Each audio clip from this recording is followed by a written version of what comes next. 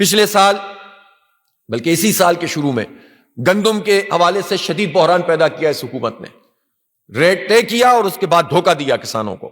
اور کسانوں کے حالات تباہ کر دیے، برباد کر کے رکھ دیا۔ مقروض قرض در قرض جکڑا ہوا ہے ہمارا چھوٹا کاشتکار اور کسان۔ چند لوگوں کو ضرور ان سب چیزوں سے فائدہ ہو جاتا ہوگا جو مافیاز ہوتے ہیں۔ اور اس کے بعد کیا ہوا؟ اس کے بعد یہ ہوا کہ کپاس کی فصل کم ہو رہی ہے، امپورٹ کی بات چل رہی ہے کہ امریکہ سے بیلز جو ہیں وہ اس کی گاٹھیں امپورٹ کی جا رہی ہیں بڑے پیمانے پر۔ پاکستان میں تو کپاس کا کوئی مسئلہ نہیں ہونا چاہیے، ہر چیز مہنگی کرتے چلے گئے، بیج کی کوالٹی ٹھیک نہیں ہوگی، مہنگا ملے گا، بلیک میں ملے گا، ڈی اے پی جو ہے وہ بلیک میں ملے گا، یوریا کا مسئلہ ہوگا، دوائیں صحیح طریقے سے نہیں ملیں، اور پھر اس کے بعد یہ سب مشقتیں کرنے کے بعد کسان اگر فصل لگا دے تو اب اس وقت صورتحال یہ ہے کہ گنے کی جو فصل ہے وہ کرائسس میں آئی ہوئی ہے، گنا تیار ہے، ریٹ نہیں لگ رہا ہے، اور اس کے نتیجے میں اب کیا ہے؟ کہتے ہیں کہ آئی ایم ایف ہمیں منع کرتا ہے کہ ہم سبسڈی نہیں دے سکتے، آئی ایم ایف ہمیں کہتا ہے کہ ہم کوئی ریٹ اس طرح کا طے نہیں کر سکتے۔ تو آئی ایم ایف تو آپ سے بڑے جاگیرداروں پہ ٹیکس لگانے کا بھی کہتا ہے، وہ تو آپ نہیں لگاتے۔ آئی ایم ایف تو آپ سے کہتا ہے کہ اپنی مراعات کو کم کرو، آئی ایم ایف تو آپ سے کہتا ہے کہ اپنے خرچے آپ نے ایک سال میں 20% سے زیادہ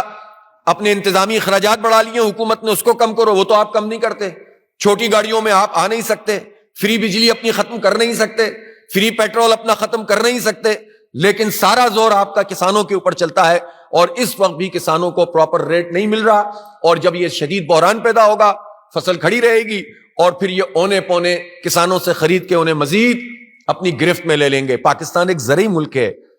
سارے آپ نے اعداد و شمار دیکھ لیے، ہر جگہ پہ ہم پیچھے گئے تھے، زراعت میں ہم نے 6% گروتھ کی تھی پچھلے سال۔ پہلے آپ نے گندم میں لوگوں کو تنگ کیا، پھر کپاس میں تنگ کیا، اور اب آپ گنے میں تنگ کر رہے ہیں، اور پھر مافیاز آئیں گے اور پھر وہ اونے پونے ان چھوٹے کاشتکاروں کا استحصال کریں گے، چند لوگ طاقتور بنیں گے، اور جو ہماری بیک بون ہے اس پوری معیشت کی اور زراعت کی، جو ہمارا کسان ہے، وہ برباد ہوگا۔ ہم ظاہر یہ تماشا نہیں دیکھ سکتے۔ مجھے افسوس یہ ہے کہ پاکستان میں کسانوں کا مسئلہ پاکستان میں لگتا ہے کسی پولیٹیکل پارٹی کا مسئلہ نہیں ہے، مزدوروں کا مسئلہ کسی پولیٹیکل پارٹی کا مسئلہ نہیں ہے، عام آدمی کی یوٹیلیٹیز کا مسئلہ کسی پولیٹیکل پارٹی کا لگتا ہے مسئلہ نہیں ہے۔ تو پھر ان کے کیا مسائل ہیں؟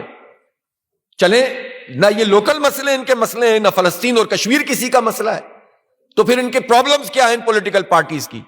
تو یہ خود ایک سوالیہ نشان ہے۔ بہرحال جماعت اسلامی کسانوں کے ساتھ کھڑی ہے، اور ہم نے آج اپنے پنجاب کے اس اجلاس میں